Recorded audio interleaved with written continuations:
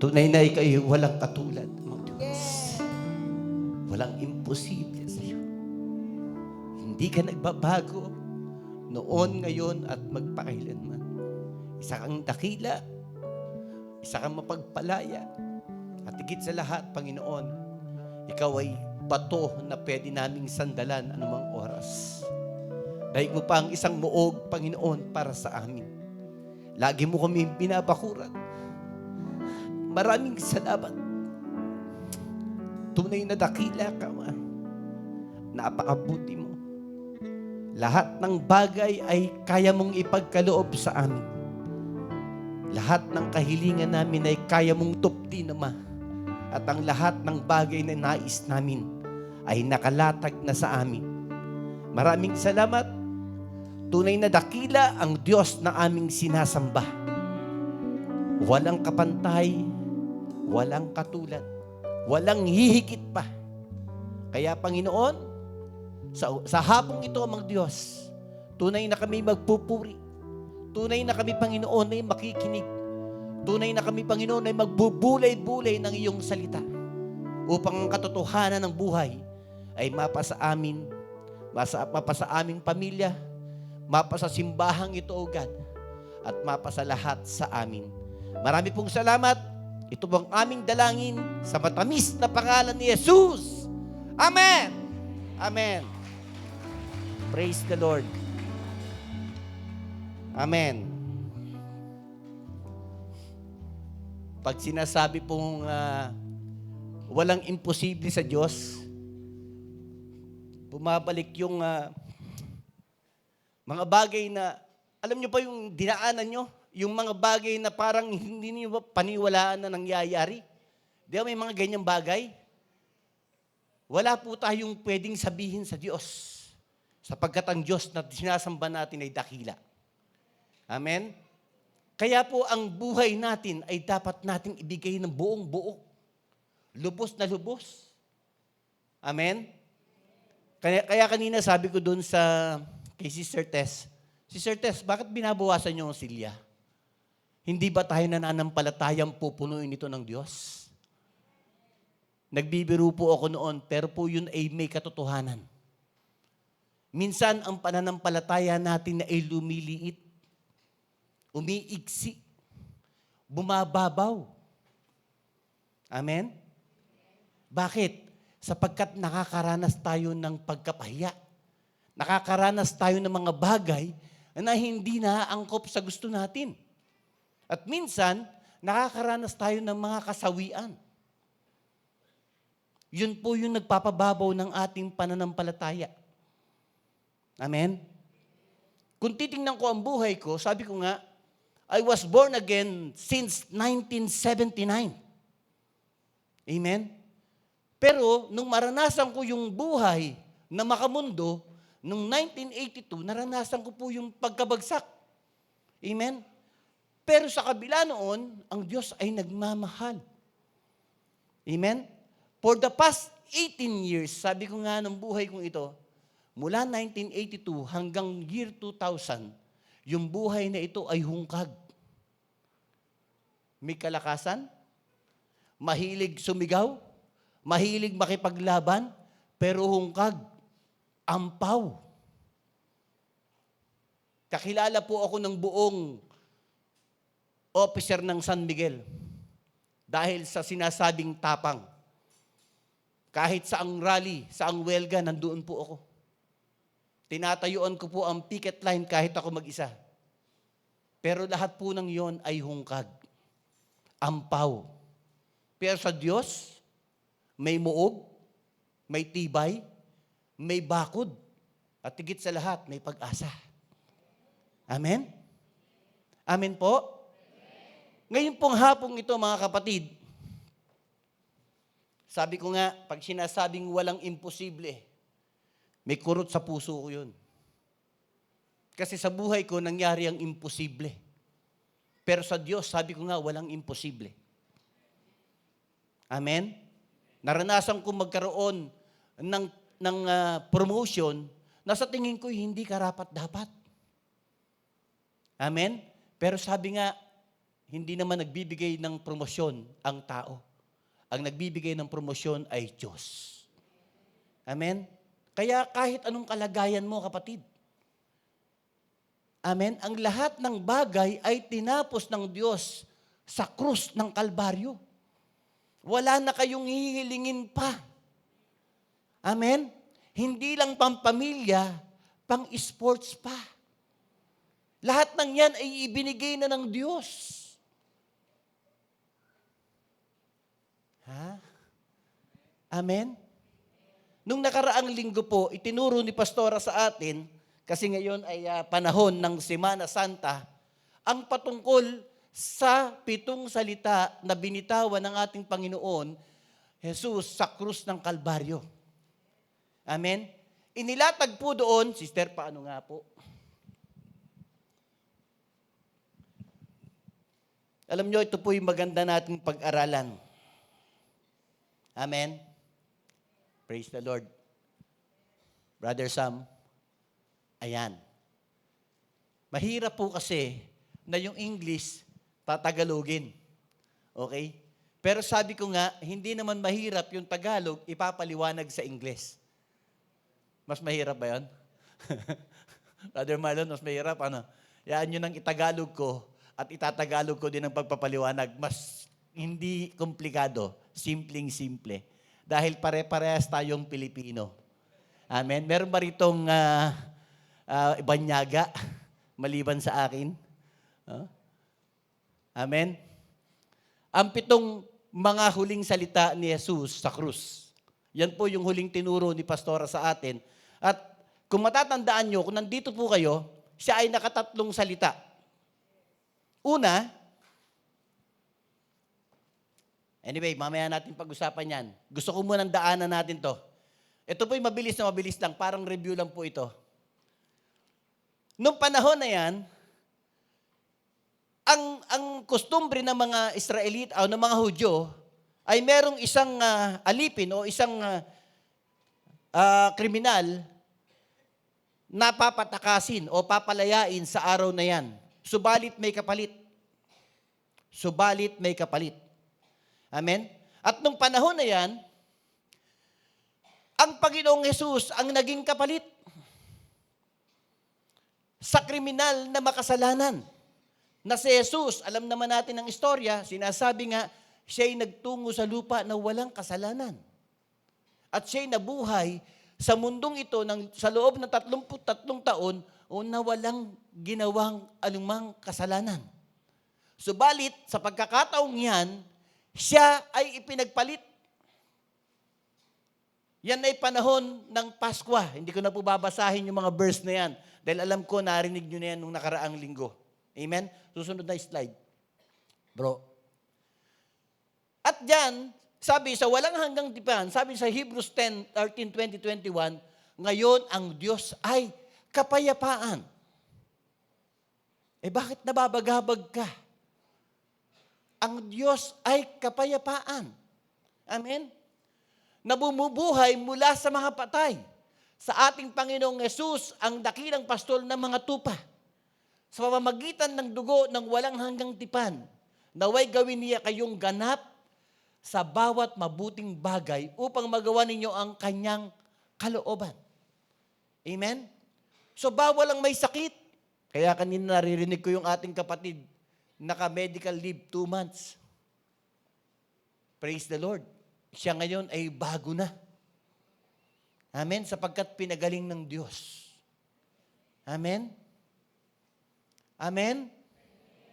At sabi po doon, sa verse, sa susunod na slide bro, sabi sa 1 Peter 1, 18-21, nalalaman ninyo kayong tinubos mula sa inyong walang kabuluhang paraan ng pamumuhay na minana ninyo sa inyong mga ninuno.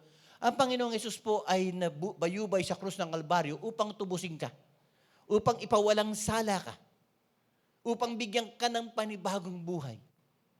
Kaya pagka nakakarinig kayo ng mga nakulong, malaya ka na. Kosa, huwag ka nang babalik. Malaya ka na, magbagong buhay ka na. Sabagay, hindi nyo naririnig yun kasi hindi naman kayo nakulong. No? Pero ganun po ang usapan sa loob ng kulungan. malaya ka na. Malaya ka nang makapamuhay ng bago. Amen? Sabi doon sa 19, kundi ng mahalagang dugo ni Kristo. Ang mahalagang dugo po ni Kristo, yan po yung bumayubay o bumubo sa kanyang katawan mula ulo hanggang paa upang maglinis ng ating mga kasalanan. Yan po yan. Amen? Sa panahon noon, mga kapatid, bawat panahon, bawat kasalanan ay may kanya-kanyang kahalintulad na hayop na ipapapatay upang ang bawat isa ay magkaroon ng pansamantalang kalayaan. Pakinggan niyo po ito ha, pansamantala. Kasi bukas magkakasala ulit. At pagkatapos, papatay na naman ng hayop. Ang pinakamurang pinapatay nun yung ibon. No? Sa panahon natin, yung ibong maya, no? Yun ang pinakamura na pantubos sa kasalanan. Amen? Meron pang mga ritual yan. No? Yung ibon, dalawa, yung isa pakakawalan, yung isa papatayin. May mga kanya-kanyang ritual. At kailangan, pag bibili ka ng baka o tupa na papatayin, dapat walang dungis. No blemish at all. Oh, amen? Hindi kagaya ng panahon ngayon na minsan nakakabili tayo botya. Okay? Kahit pangalawang beses ng pinatay, binebenta pa. Noong panahon na yun, wala. Lahat ng binibili noon, mga sariwa. Para ma-atone yung kanilang mga dungis. Amen? Yung kanilang mga kasalanan. Amen? So next slide, bro. Sabi sa verse 20, siya ay itinalaga na ng una bago itinatag ang sanlibutan. Ngunit inihayag sa mga huling panahon dahil sa inyo. Ang kinikwento po dito ay ang buhay ng Panginoong Yesus. Siya po ay kasama ng Diyos ng likhain ng mundo. Amen? At siya ay bumalik lamang upang tubusin ang kasalanan mo. Amen? Then sabi sa verse 21, sa pamamagitan niya ay nanampalataya kayo sa Diyos, na bumuhay sa Kanya mula sa mga patay at sa Kanya nagbigay ng kaluwalhatian, kaya't ang inyong pananampalataya at pag-asa ay nakatuon sa Diyos. Amen? Nagkaroon na po tayo ng sentro. Bakit? Meron nang gumabay sa atin. May nagbigay ng daan. May DPWH na gumawa ng kalsada. Huh? Diyos na punong-puno, okay, nang walang hanggang patnubay sa atin. Kaya DPWH. Okay? Nakuha niyo ba yung meaning ng DPWH? Ha? Diyos na punong-puno ng walang hanggang patnubay. Amen? Kasi pag dinugtungan niyo pa yung DPWH of the Philippines, ganun po yun. Joke lang. Okay? Next slide, bro. Okay, lahat po tayo ay kailangang may pagsunod sa Diyos. Sabi sa Luke 9:23-24, at sinabi niya sa lahat, kung ang sino man ay nagnanais na sumunod sa akin. Amen? Tanggihan niya ang kanyang sarili at magpasa ng kanyang krus araw-araw at sumunod sa akin. Bro, di tama pala yung ginagawa ng mga nagpipinitensya. Nagpapasa ng krus. Araw-araw. Mali po yun. Ang krus na sinasabi po diyan ay yung pagpapakasakit ng Diyos. Handa siyang magbigay ng kanyang buhay para sa inyo. Amen? Sa isang pamilya, kung ikaw ay nagpapasa ng krus ng Diyos, nakahanda ka magpakasakit upang ang lahat ng iyong sambahayan ay maligtas. Nakahanda kang magkaroon ng pagbabago. Amen? Kung dati butangero ka sa pamilya mo, nakahanda ka ngayon magbago. Para makita ng iyong mga kapatid at iyong mga kamag-anak, ang daming pinagbago ni Brother Romy. Ibang-iba. Kung noon hindi nakakatulog nang walang shot, ngayon, puro picture na lang, may selfie pa. Oh?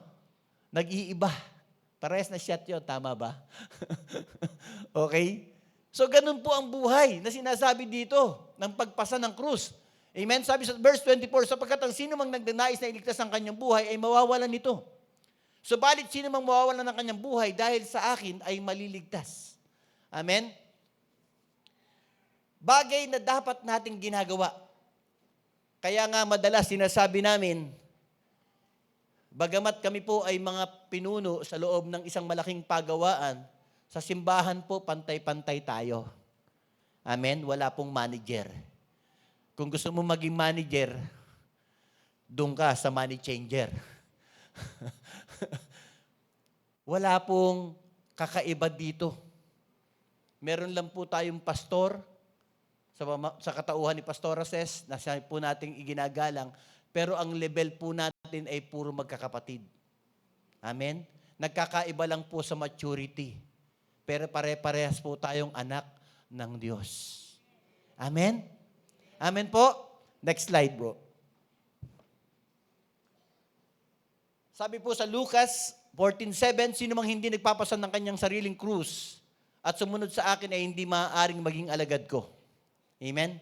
Mga bagay po na dapat nating inaaral. Nag-aaral po tayo ng gospel fluency ngayon, so dapat nakikita natin ang kahalagahan ng pagsunod sa Panginoon. Amen? Hindi sa pamamagitan ng ating kakayahan, kundi sa pamamagitan ng salita ng Diyos. Amen? We will be equipped. Sabi nga, magiging mahusay ka kung meron kang nilalatagang katotohanan. At yan ay salita ng Diyos. Amen? Next slide, bro. Alam nyo, kaninang umaga si Pastora Mabela ang nagturo. Sabi nga, ang krus ni Jesus ay nakaplano na. Hindi na yan bago. Sa mata ng Diyos, nakaplano yan. Amen? Sa pasimula pa lang ng mundo, nakaplano na yan. Hindi ko na po babasahing maigi lahat yan. Pero sabi, yan po ay nakaplano na. Kaya po ang krus ng Kalbaryo ay napakahalaga sa atin. Mga kapatid, bagamat ang pag-aalaala sa Kanya ay hindi po natin inihahalin tulad ang ating sarili sa Kanyang ginawa. Subalit, yan po ay binibigyan natin ng halaga. Ang krus ng Kalbaryo kung saan wala na siya. Wala na po siya dyan sa pagkabayubay niya dyan. Amen? Siya po, tingnan ko lang yung notes ko, ha? Baka maligaw ako. Yan.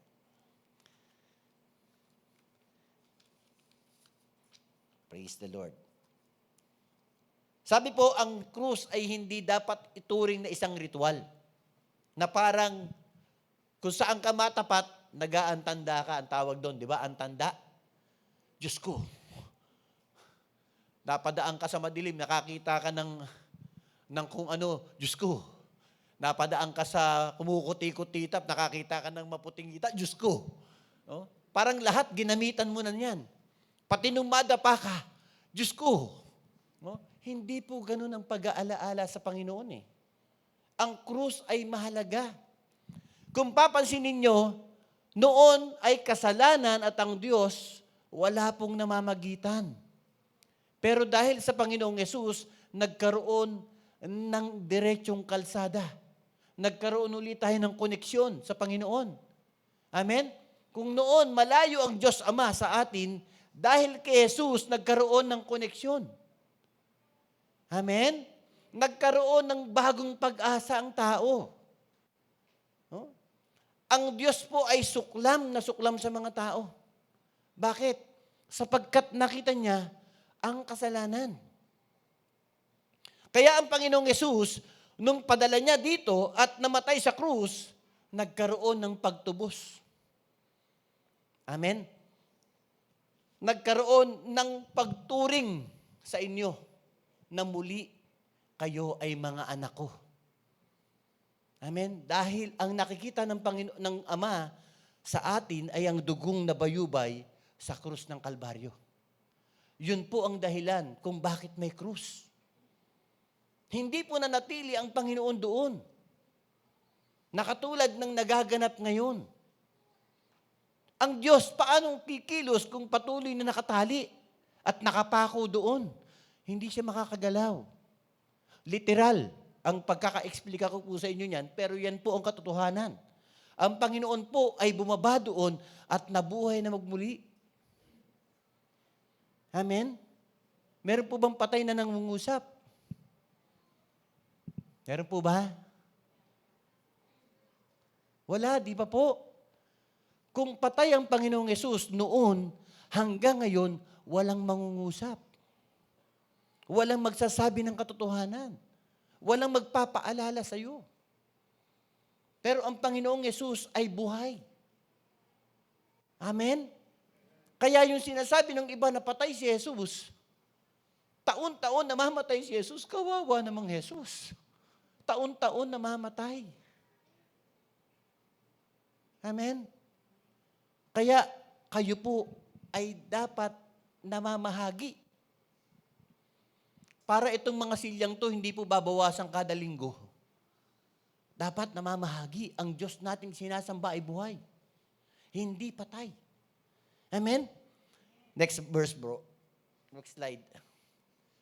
Sabi niya, ang krus ng ating Panginoong Yesus ay ating pundasyon. Amen? Para kang nakasandal sa pader. Amen?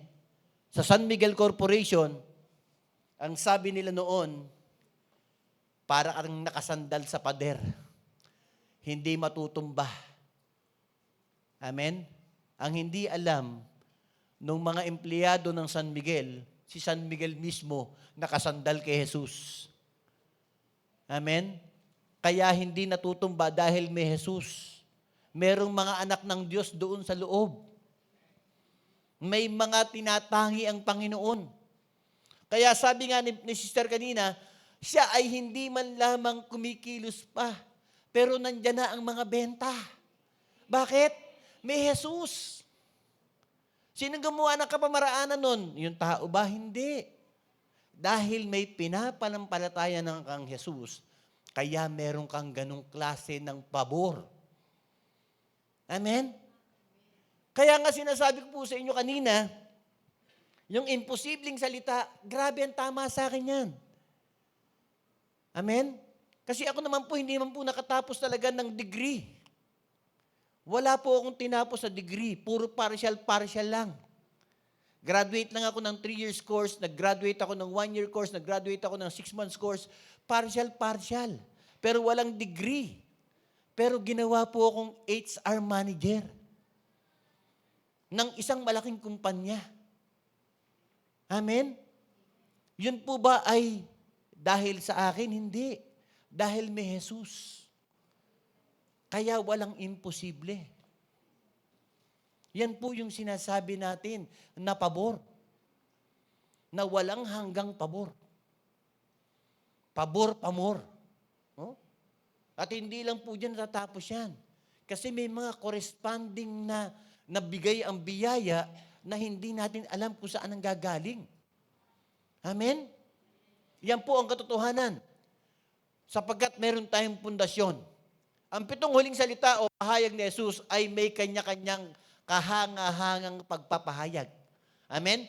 At sabi doon sa number 5, kanilang inilahad ang mahusay at kumpletong sagot ng Diyos sa mga pangunahing pangangailangan at hinahangad ng sangkatauhan. Amen? Noong nakaraang pong linggo, 3 yung binanggit na salita ng ating pong pastor. Una, bro, pwede na yan. Yan. Una, ang tinatawag na salita ng kapatawaran. Sabi doon sa Luke 23:34, dadaanan ko lang po yung mabilis. Sabi niya dyan, Ama, patawarin mo sila sapagkat hindi nila nalalaman ang kanilang ginagawa. Amen? Alam niyo nung ipako ang Panginoong Yesus sa krus, sabi nung history, walang ibang klase o walang naitala sa salaysay ng mundo maliban sa nangyari sa Panginoong Yesus. Wala. Yung iba pag ipapako sa krus, bibitinin na lang. Pero ang Panginoong Yesus, loob ng 9 na oras. 9 na oras. Siya po'y pinahirapan, nilatigo, hinubaran, sinuotan ng kung ano-anong ng krus, tinuya, winalang niya, dinutsa, Lahat po ng alipusta inabot ng Diyos. Kaya huwag kang magrereklamo. Kung nasalya ka lang ng konti sa kalsada, o nabigyan ka lang ng konting hindi pabor, huwag kang magreklamo. Sapagkat ang Panginoong Yesus, grabe. Sa paliwanag nga ni Pastor Ases, sabi niya parang hinubaran na longganisa. Nakakita na ba kayo ng longganisang hinubaran? Hindi siya longganisa. Tinadtad na karne yun. No? Kaya longganisa nakabalot. Pero ang sabi, pag yan daw ay hiniwa mo, habang niluluto, bumubuka yan. No? Parang umaahon lahat ng laman. Ganun po ang nangyari sa Panginoon. Amen? Nakita nyo kung gaano kasakit? Tapos, ibibitin mo sa krus. Alam nyo ba yung krus, akala nyo ba makinis yun? Hindi. Ang tawag doon, old rugged cross. May kanta yan. Pero hindi ko nakakantahin. Yan po ay hindi makinis. Yan po ay punong-puno ng kung anong bagay. Wala naman kumakain, ano. Lahat ng hindi magandang insekto nandoon sa krus na yon. Bakit? May mga nanggaling na doon na namatay. Nakakita na ba kayo ng patay na nung buksan, nung para i-autopsy, nakita nyo kung gaanong klase? Ganun ang nangyayari doon. Kaya nung binitin siya, sugat-sugatan ang likod, amen, at nakabitin ang kanyang paa, okay? Kaya sa bawat hininga niya, grabe po yung sakit. Sa bawat pag-usal ng kanyang salita, nung sinasabi niya yan, Ama, patawarin mo po sila. Amen? Lahat ng yun, hugot. Pero alam nyo, nung pinag-aaralan ko to, sabi ko, hanggang sa huli, concern siya sa atin. Hanggang sa huli, tayo ang iniisip niya. Hanggang sa huli, mahal niya tayo. Kahit na lahat ng tao na yun, na nagkakatipon sa harapan at nununood, ang tawag doon, mga usi. Usisero. Lahat ng mga usisero na yun, na dahil sumisigaw, hari ng hari, Diyos ng makapangyarihan. Nung bandang uli, ang sabi sa kanya, ipako sa krus. Ang daling magbago ng tao. Pero ang Diyos hindi nagbabago. Kahit nandoon na siya sa hirap ng buhay. Amen? Sumisigaw pa din ng para sa atin. Napakasarap pakinggan na ang Diyos na walang kasalanan ay humihingi ng kapatawaran para sa atin. Napakasarap. Tagos sa puso. Amen? Sabi doon sa pangalawang salita, salita ng katiyakan, ng kaligtasan, sabi niya, katotohanan ang sinasabi ko sa inyo, ngayon ay kakasamahin kita sa paraiso. Amen? This is a word of assurance sa taong yun, no? Na nagkakaroon ng sinasabi nating pag-aalang. Amen? Takot yung tao na kasama niya. Amen? Yung dalawang magnanakaw na yun, kaya sila tinawag na magnanakaw dahil sila yung mga makasalanan. Kaya nung mag-umpisang magbakbakan ng salita yung dalawa na yun, ang sabi ng isa, hindi ka ba nahiya? Tayo, makasalanan, nararapat lamang na mapako dito. Subalit itong taong ito, walang kasalanan.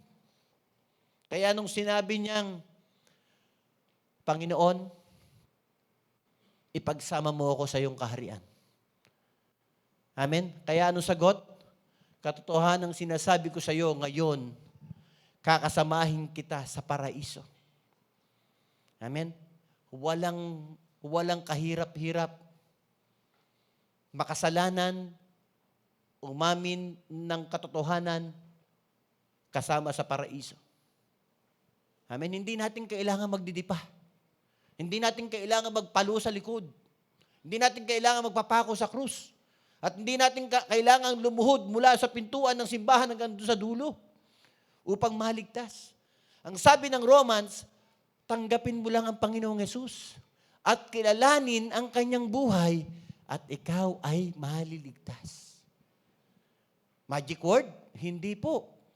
Sapagkat in the past, tinapos na ng Diyos ang ganung mga sistema. Amen? Na kailangang dumayo ka sa malayo, bitbit ang hayop at pagkatapos papatayin. Hindi na po ganun ngayon. Sabi ng Panginoon, maniwala ka lang na ako ay namatay at nabuhay na muli at tanggapin ako bilang iyong Panginoon, sariling tagapagligtas. Amen! Tapos na. Biyaheng langit ka na. Amen? Ganun lang po kasimple. Amen? Ang pangatlong salita. Sabi dito, babae, narito ang iyong anak, at nang magkagayoy sinabi niya sa alagad, narito ang iyong ina. Amen? Ito po'y patungkol kay Maria at kay John. Amen? Inilagak ng Panginoon ang kanyang mahal na ina na kailanman ay hindi niya tinawag na ina. Na nagdala sa kanya sinapupunan ng 9 na buwan. Amen? Pero kailanman ay hindi kinaligtaan ng Diyos ang babaeng yun na nagpakahirap sa kanya sa loob ng 33 taon.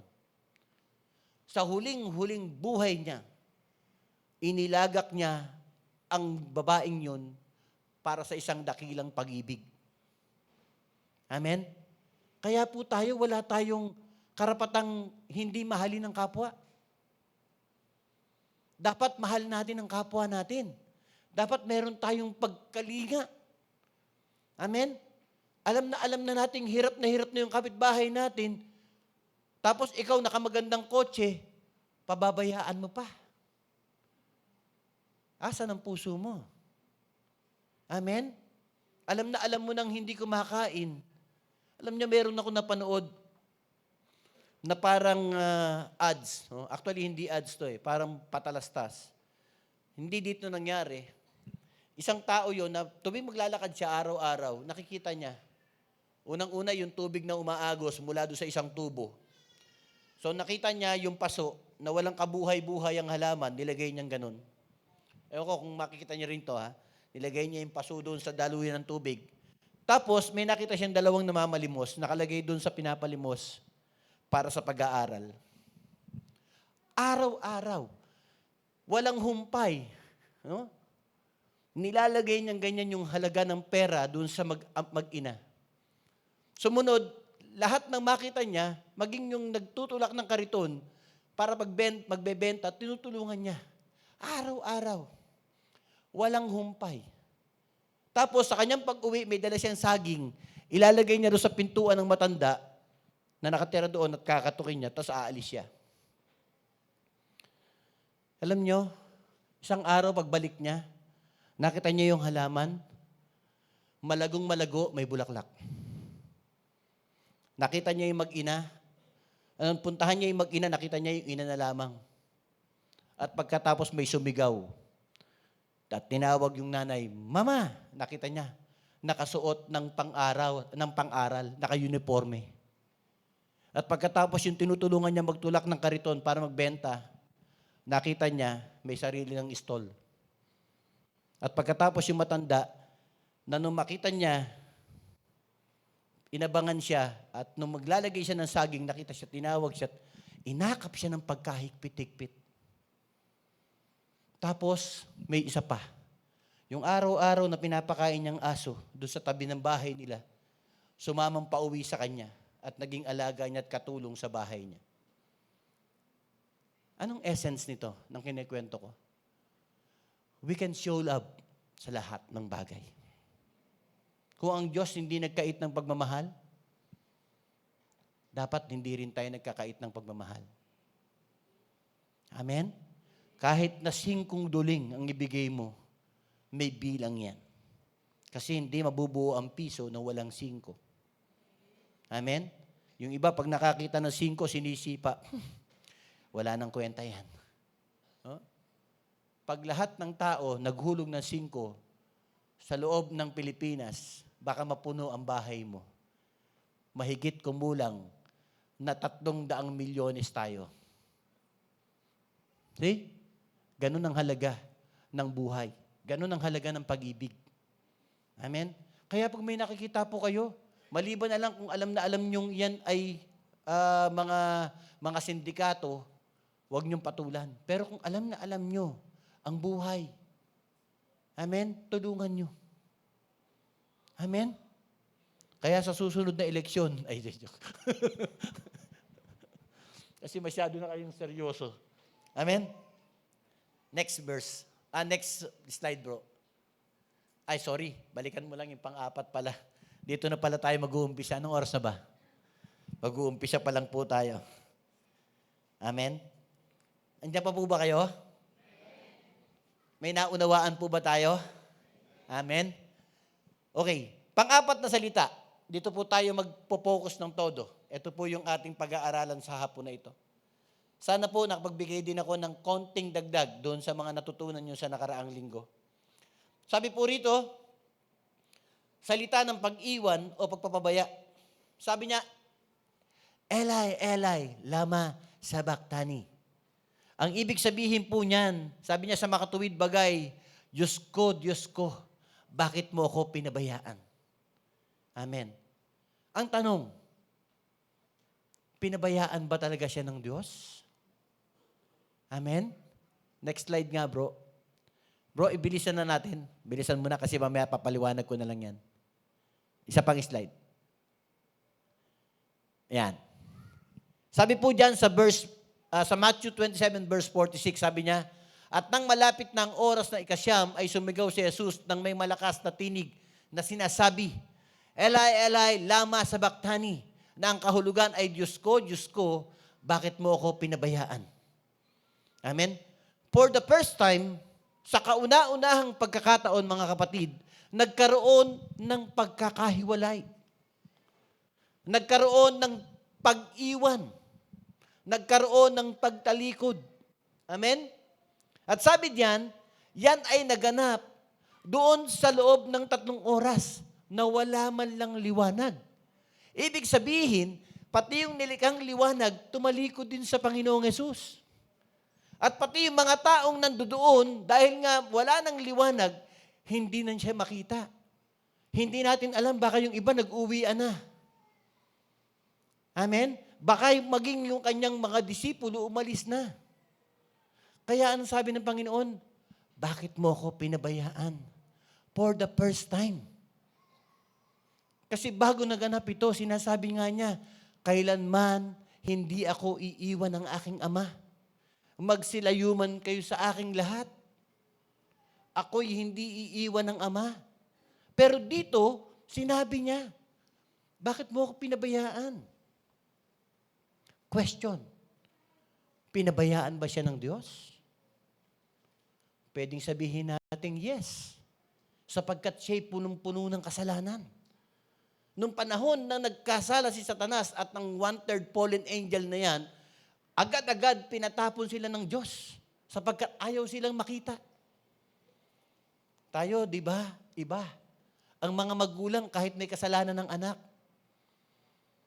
pag nawawala, hinahanap pa din. Di ba? Kakaiba. Pero ang Diyos galit sa kasalanan. Kaya kahit kang kaisa-isa niyang anak ay tinalikuran niya. Ang katumbas nito, mga kapatid, ito yung pagkakawalay. Amen? Next slide. Hindi ba alam ni Jesus ang mangyayari sa kanya? Alam naman niya, di ba?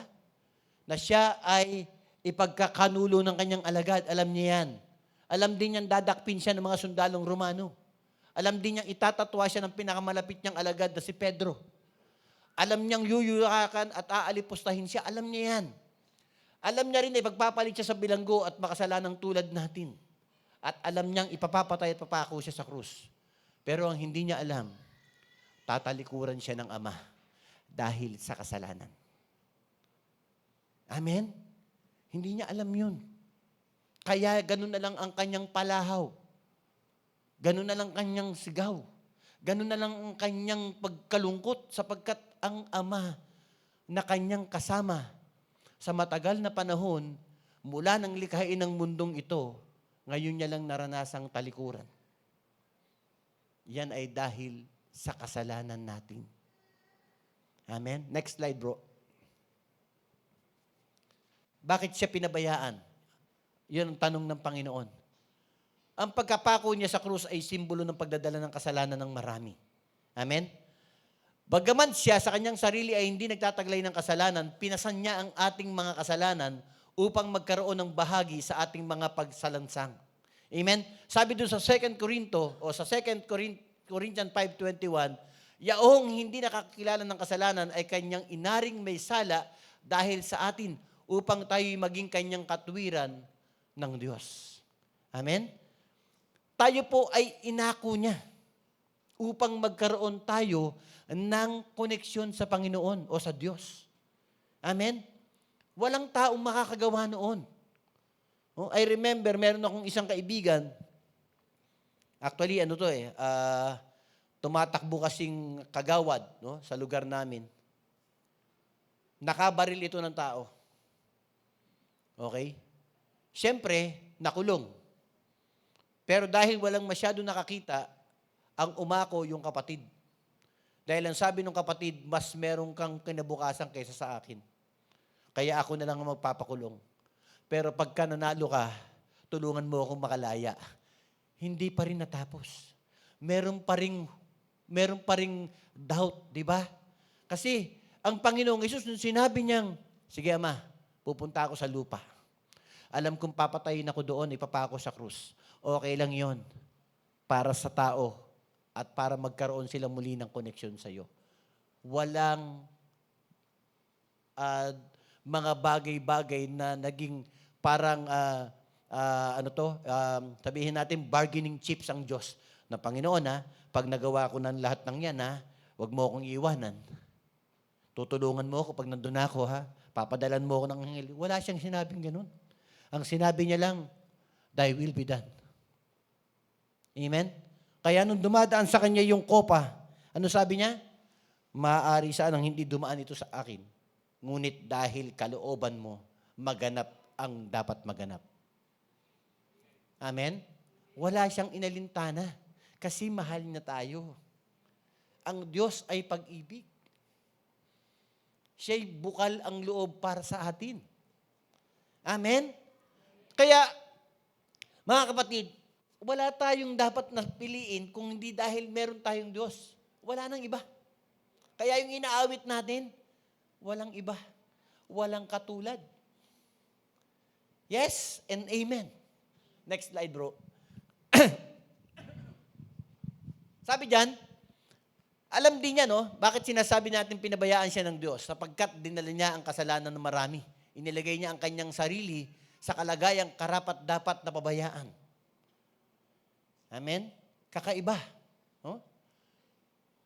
Sa Biblia, ang Israel ay pinabayaan ng Diyos dahil sa kanyang mga pagsalansang at pagtalikod sa Kanya. Sabi doon sa Hari 14:16, at kanyang pababayaan ng Israel dahil sa mga kasalanan na Jeroboam na kanyang ipinagkasala at ipinagkasala sa Israel. Di ba? Kasi nga galit ang Diyos sa kasalanan. Amen? Kaya nga sabi niya kay Moses, bakit ang mga taong ito katitigas ng ulo? Hindi ba nila nakita ang aking mga ginawa? Nung nangailangan sila ng karne, nagpadala ako ng maraming pugo. Nung nangailangan sila ng tinapay sa ilang, nagpadala ako ng mana. Sa gabi, tinatakpan ko sila ng ulap. At sa umaga, at binibigyan ko sila ng ilaw mula sa apoy. At sa umaga, nilalagyan ko sila ng talukbong. At nung hinahabol sila ng mga Egyptian, hinawi ko ang dagat. Pero bakit ganun sila? Ang titigas ng ulo. Kaya nung dumating ang panahon ng karangyaan ng buhay, doon sa pulot-pukyutang punong-puno na bayan na pangako ng Diyos, hindi nakasama yung matitigas ang ulo. Kasi pag pumasok sila doon, makakahawa pa sila. Amen? Kaya po ang pagsakit at pagkakaroon ng sama ng loob ng Diyos, yan ng Panginoong Yesus ay dahil diyan. Dahil sa pag-iwan ng Ama, dahil sa kasalanan. Amen? Next slide. Ano ang mga kahangahangang salita sa pang-apat na ito? Una, may malalim na sakit ng kalooban sa pagsigaw na ito, subalit kapalit nito ay ang pagiging matuwid natin sa mata ng Diyos. dahil sa Panginoong Yesus. 2 Corinthians 5:21. Sa pangalawa, may lungkot sa puso ng Panginoong Yesus, subalit naging kabayaran sa ating kasalanan. Ito ay hindi natin dapat makalimutan. Katotohanan, mga kapatid, na kailanman hindi natin kayang palayain ang buhay natin sa kasalanan. Tanging si Jesus lamang. Amen? Next slide, bro.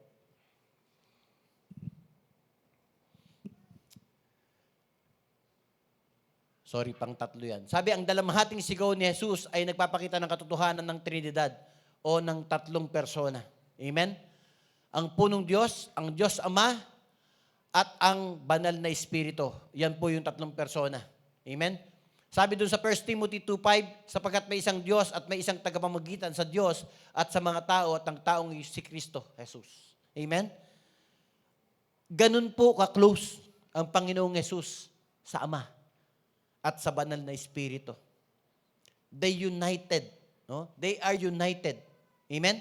Kaya nung naglalakad ang Diyos doon sa kawalan ng mundong ito, sabi niya, ang mundong ito ay walang kulay, walang ningning. Bigyan natin ng liwanag. Amen? Bigyan natin ng buhay natin. Ibig sabihin, kasama ang Diyos, ng Diyos si Jesus at kasama ang Espiritu. Amen? Nandoon ang Trinity. Nandoon ang katotohanan ng Trinidad. Amen? Kaya, kung titignan natin mga kapatid, this is the first time. Subalit sabi nga, dahil ang Diyos, ang Panginoong Yesus ay tapat sa kanyang gustong sumpaang trabaho para sa atin, nagkaroon ng pagkabayubay sa krus ng Kalbaryo. Amen? Bro, next slide. Ito na, panlima. Sa panlimang salita, amen? Sabi doon sa John 1:19-28, sabi niya, pagkatapos ito, pagkaalam ni Jesus na ang lahat ng mga bagay ay naganap na nga, upang matupad ang kasulatan ay sinabing, nauuhaw ako. Amen? Nauuhaw ako. Pag pinag-aralan natin ang salitang nauuhaw, ibig sabihin, kulang ka o dehydrated ka. Tama ba? Tama po? Di ba? Kasi dehydrated ka, nauuhaw ka. No? Kulang ka na sa tubig. Amen? Nanunuyo na ang iyong mga labi. Nagkukulang ka na ng hangin. Kasi po ang tubig, pag tinignan ninyo ang kanyang formula, ang tawag sa kanya H2O. No? H2O, hydrogen oxide.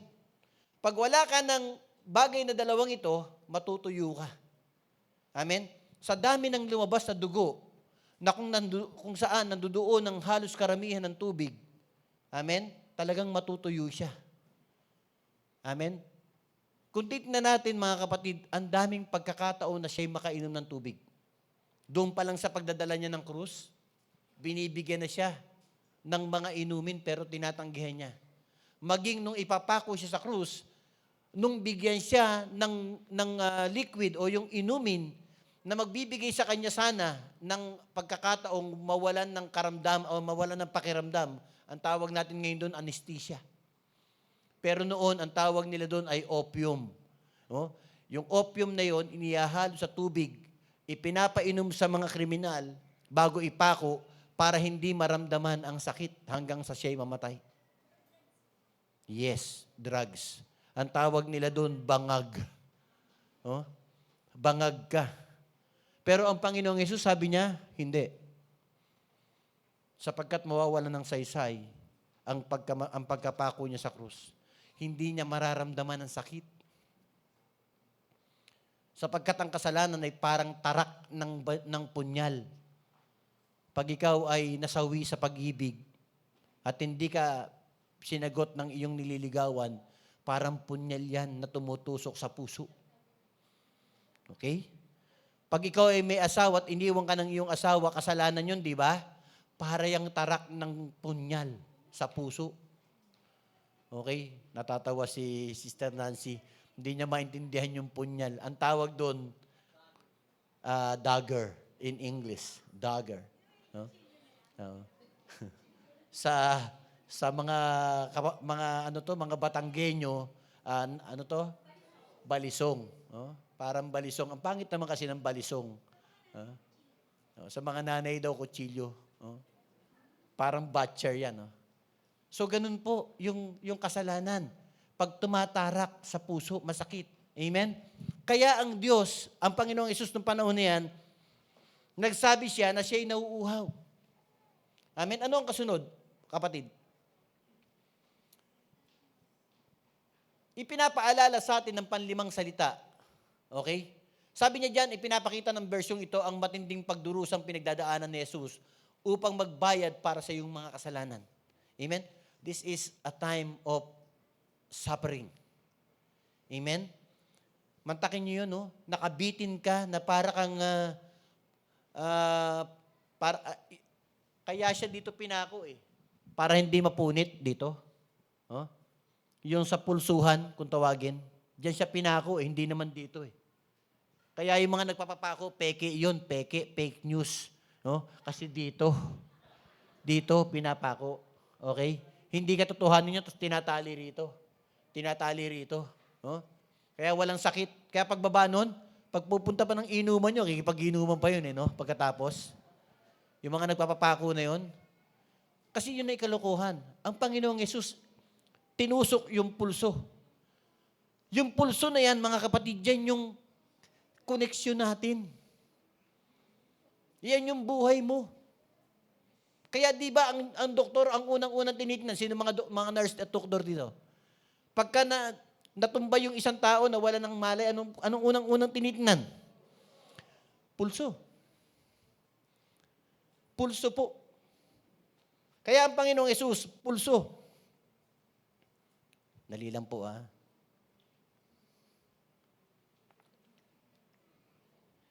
Nauuhaw na ako.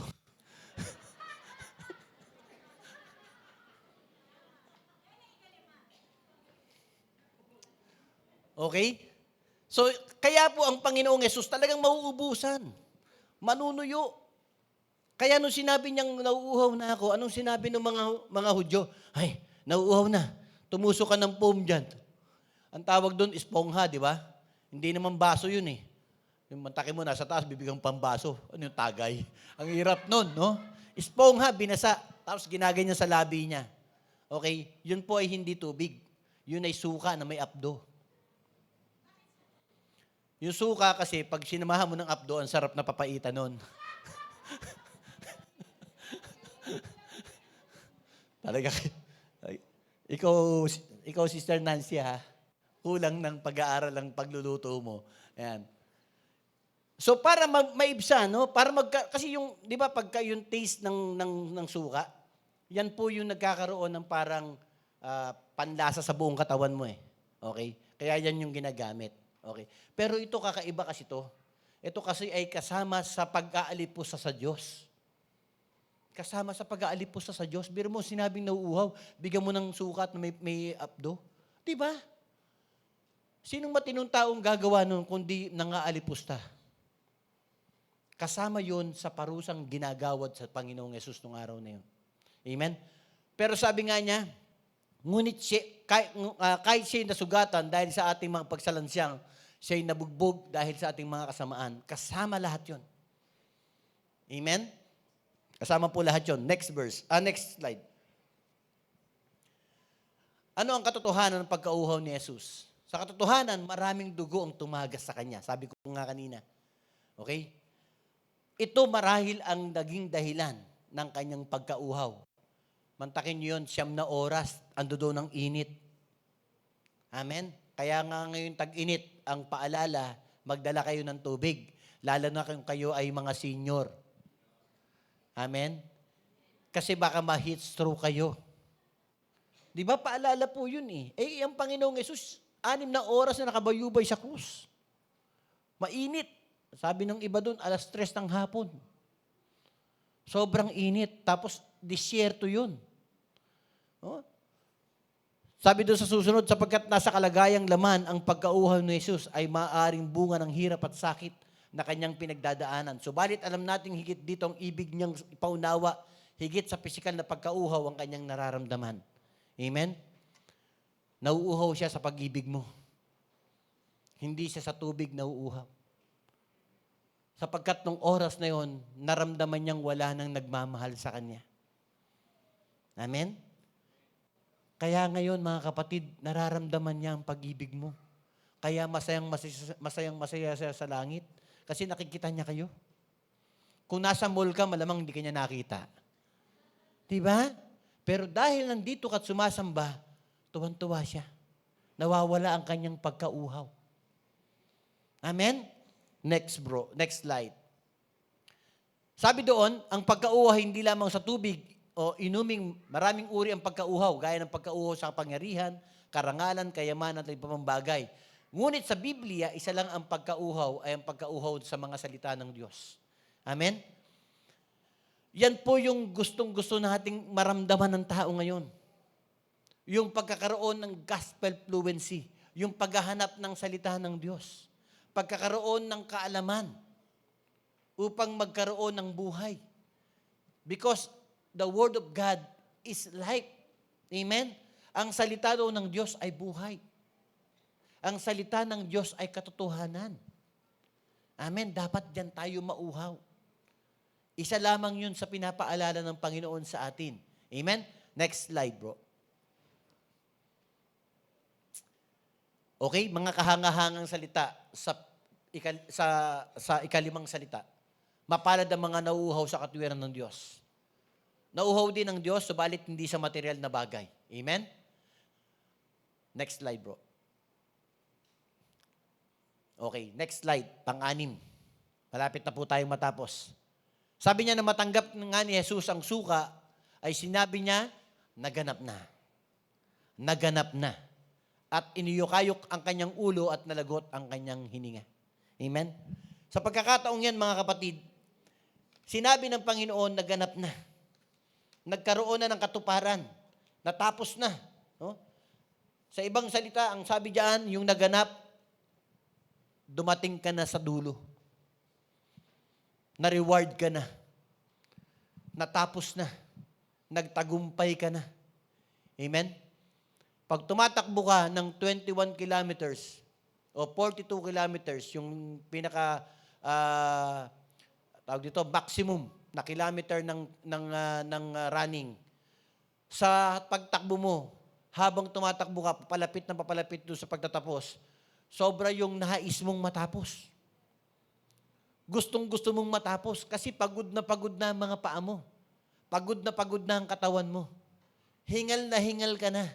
Kaya parang pag nakikita mo yung finish line o yung malaking-laking arko na ganyan na sinasabing finish, halos buhatin mo yung katawan mo para mabilis. Amen? Yung paghinga mo, hinahabol mo na.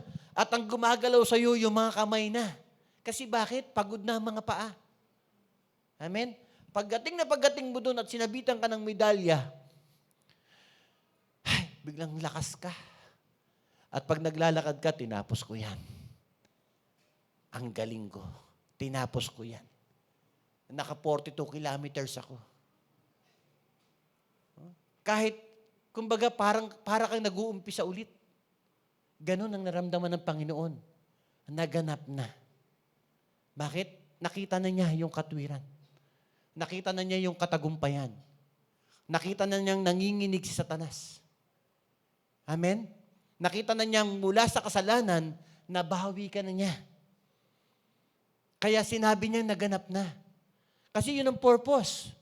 Hindi naman siya nagpapako sa krus ng, wala lang, display lang, selfie. Hindi po ganun. Oh? Napako ang Panginoon sa krus dahil sa kasalanan mo. Kaya nung sinabi niyang naganap na, nakita na niya ang katagumpayan mo. Tagumpay ka na. Amen? Parang, malapit na po tayo, huwag kayong mag-alala. Huh? Parang gusto niya nang umuwi. Huh? Nagtagumpay siya sa atin. Kaya yung hirap niya doon sa krus, nung bumaba po siya, lahat ng pagkakasala, lahat ng kahirapan, lahat ng sakit, nandoon na. Naiwan na doon. Kaya nung, nakita niyo ba nung itsura niya, di ba sabi sa Isaiah, wala siyang kahalintulad ng itsura. Napakapangit. Oh, bugbog, puro sugat. Pero nung after 3 days, anong suot niya? After 3 days, anong suot ng Panginoon? Siya'y puting-puting lino. Malinis. Malinis. Kaya doon ko naunawaan na kaya pala after mong matapos ng karera, susuotan ka ng panibagong damit bago ka suotan ng medalya. Ganun pala yun. Ang Panginoong Yesus, tapos na, kaya naiwan na lahat ng pagkakasala. Kaya kung sinasabi natin, tama, makasalanan tayo. Pero wala na yan. Sabi ng 1 John 1:9, if we ask for forgiveness, you will be forgiven. And all these things shall be put in the back at wala na makakakita. Amen? Ganun po ang pangako ng Diyos. Amen po? Sige, sundan na natin. Ano ang ipinapaalala ng ika-6 na salita? Sabi niya, sa kaloobang yaon, tayo'y pinabanal sa pamamagitan ng paghahandog ng katawan ni Kristo na minsang magpakailanman. Amen? Sabi yan sa Hebrew 10:10. Then, sapagkat sa pamamagitan ng isang paghahandog ay kanyang pinasakdal, magpakailanman ang mga pinapagiging banal. Tayo yan. Okay? Hebrew 10:14. Then next, bro.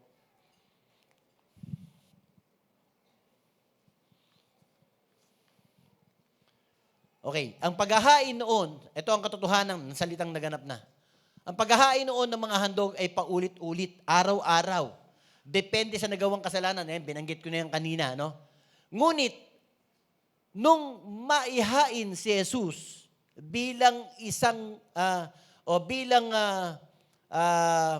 handog, mga kapatid, natigil na ang ritual. Nawala na yung ritual na sobrang nagpahirap sa tao. Amen? Ngayon, lumapit ka kay Jesus, sa pangalan ni Jesus, papatawarin ka ng Ama. Amen? Wala na yung, ano kaya, nangyari yung Sister Nancy dito? Na kada may kasalanan, may dala tayong tupa, dala tayong kalabaw, dala tayo ng baka dito, no? Ano kaya itsura nitong church ng Rema? No? Tapos may inner court, may outer court, meron pang kung ano-anong court. Ang alam lang namin ni Brother Marlon, basketball court. Okay? Sa dami ng court na yon na dinadaanan ng tao, sobrang pahirap. Pero dahil may Jesus na namatay sa krus, natapos ng lahat yun. Amen? Na walang saysay na yon. Okay? Biniyaran na ni Jesus ng buo ang pagbabayad para sa ating mga kasalanan. Amen? Nabuo muli ang tulay sa pagitan ng Diyos at ng tao sa pamagitan ng anak. Amen? Next slide, bro. Mga kahanga-hanga. Alam nyo, ang kahanga-hanga dito sa ika-6 na salita, ang pangungusap ni Jesus, sabi ko kanina, ay hudyat ng tagumpay. Amen? Next, kasama sa lahat ng hirap at sakit na kailangan niyang tiisin, ay ang pagkakaroon ng katagumpayan ng tao.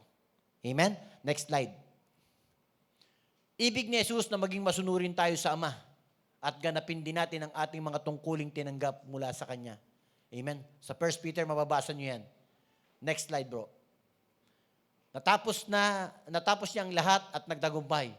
Amen? Wala nang dapat tayong isipin na kahirapan sapagkat napagtagumpayan na niyang lahat yan. Next slide. Ika-7 salita. Sabi doon sa Lucas 23:46, si Jesus ay sumigaw ng malakas at nagsabi, Ama, sa mga kamay mo, ipinagkakatiwala ko ang aking espiritu. At pagkatapos noon, siya'y nalagutan ng hininga. Amen? Sa ibang mga babasahin, makikita nyo na pinagpalit ito. Ito yung ika-6 at yung natapos na, yun ang ika-7. Amen? Pero kahit ano pa ang mauna, nagtataglay ito ng kapangyarihan. Amen? Na nagsasabing, meron kang seguridad sa Diyos. Meron kang kapayapaan sa Diyos. Amen? Next slide, bro. Amen? Pinapaalala dyan at ipinakita ni Jesus ang kanyang ganap pagsuko. Amen? Hindi niya inalintana ang sakit. At mula sa una hanggang sa huli, ginawa ni Jesus ang kagustuhan ng Diyos. Amen? Ang pagtatagubili ni Jesus sa kanyang Espiritu sa Ama ay palandandaan ng lubos na pagtitiwala. At ang mahalaga, nung isinuko niya ang buhay niya sa Panginoon, sa Diyos, kasama tayo. Amen? Nung siya'y naupo sa kanang luklukan ng Ama, kasama tayo. Siya yung judge natin. Si Brother Romeo, nagkakasala pa dun sa lupa. Ama, sa aking dugo, nagkaroon na ng kalayaan yan. Nahugasan na yan. May bumubulong sa Diyos. Amen? Kaya kung tayo man ay nagkakasala, paunti-unti sasabihin, bahala po ako dyan. Tutulungan ko yan. May salita ang Diyos. Saka may Rema Word of God Church. Babantayan po yan. Okay? Laging may taga-alalay. Yun po ang trabaho ng Panginoong Yesus sa atin. Kaya wag naman po tayong laging nagkakasala. Kawawa naman siya. Para siyang hukom na, para pala siyang, sa tawag doon, may hukom, merong tagapagtanggol. No? Para siyang abogado de Campanilla. No? Na laging nagbibigay ng survival na sa atin. Wag naman po. Amen? Alalahanin natin ito. Amen? Next slide. Tandaan natin ang Diyos ay tagapagligtas. Amen? Ipinamalas niya ang kanyang pag-ibig, kapangyarihan at pagkupkup sa mga lingkod niyang umiibig at nagtitiwala sa Kanya. Amen? Sabi doon sa huli, at sa pagkabuhay na muli, sa piling ng Ama ay kakamti natin ang kanyang pangako, ang buhay na walang hanggan. Amen? Next slide. Yan, mga kahangahangang salita ng 7 salita. Ang pangungusap na ito ni Jesus ay hudyat ng pagtitiwala at pagbabago. Amen? Naalala niyo yung centurion na napakalupit, bahagi ng mga Roman soldier na nagpahirap sa kanya? Ano sabi? Tunay na ang taong ito ay anak ng Diyos na bago. Nagkaroon ng pagbabago. Nagkaroon ng pag-asa. And then, ang sinumang magtiwala at manampalataya sa Diyos ay maliligtas. Sabi ng Gawa 16:31. Amen? Next slide. Ang ginawa ni Jesus sa krus ng Kalbaryo ay nagiging katanggap-tanggap sa Ama bilang isang alay para sa katubusan ng ating mga kasalanan. Then, ipinakita sa ating halimbawa ni Jesus ang kanyang lubos na paniniwala na kailanman ay hindi siya mawawalay sa Ama. Amen? Next slide, bro. Ito po ay mga buod natin sa 7 salita. Amen? Una, sa first na word, ang pagpapatawad, isang kautusan at palatandaan ng pag-ibig. Nasa isipan tayo ni Jesus, kahit na siya ay dumadanas ng kasakitan at pagdurusa. Amen? Second, si Jesus ang ating kaligtasan. Wala na tayong pwedeng ibang gawin kundi ang tanggapin siya. Romans 10:9. Amen? Then third, ibigin ng isa't isa, ibigin ng iglesia, ating ipadama ang pag-ibig na ipinadama sa atin ni Jesus. Amen? Then, fourth, ito ang kauna-unahang pagkakataon na nawalay ang anak sa Ama. Amen? Ipinapasan sa anak ang kasalanan ng sanlibutan upang sa huli ay magkaroon ng muling kaugnayan ng Ama sa tao sa pamamagitan ng isang tagapamagitan. Ito ay si Jesus. Amen? And then, nagdusa sa 5, nagdusa si Jesus sa nakagaya ng isang tao na uhaw, hindi lamang sa tubig kundi sa pagmamahal. Pawiin natin ang kinauuhawan ng Diyos sa pamamagitan ng matapat na paglilingkod. And then, 6, tinapos na ni Jesus ang paulit-ulit at walang katapusang pag-aalay. Ibinigay niya ang kanyang sarili upang sa isang pagkakataon ay matubos tayong lahat sa kasalanan. Sa gayon, ganapin at tapusin ang ating tungkulin. Amen? Then, last, buong pusong tinanggap ni Jesus ang lahat ng pinag-uutos ng Ama sa Kanya. At sa bandang huli, ang kanyang pagtitiwala ay sa kabila ng kanyang pagkawalay sa isa't isa. Ay matatapos din ito at muli niyang pangakapiling ang kanyang Ama na nasa langit. Sa ating lahat, sa Diyos tayo magtiwala. Sa buong buhay natin at maging sa ating kamatayan, nakakasiguro tayong sa Kanya tayo paparoon. Amen? May susunod pa ba yan, bro?